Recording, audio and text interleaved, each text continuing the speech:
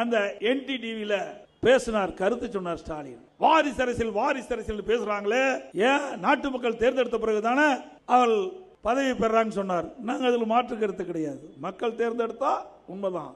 ஆனா திமுக குடும்பத்தை சேர்ந்தவர்கள் தான் திமுக தலைவராக முடியும். அப்படி ஆட்சி அதிகாரத்துக்கு வருகின்ற பொழுது திமுக குடும்பத்தை சேர்ந்தவர் தான் முதலமைச்சர். அதுதான் வாரிசு அரசியல். ஸ்டாலின் அவர்களே, துணிச்சல் இருந்தால் சொல்லுங்கள். திராவிட முன்னேற்ற கழகத்துக்கு உழைத்தவர்கள், நாட்டு மக்களிடம் நன்மதிப்பு பெற்றவர்கள், நிர்வாக இடத்திலே அன்பை பெற்றவர்கள், அவர்கள் யாராக இருந்தாலும் திராவிட முன்னேற்ற கழகத்துக்கு தலைவராகலாம் என்று சொல்லுங்கள் பார்க்கலாம். தில்லு திராணி தெம்பு இருந்தா சொல்லுங்க.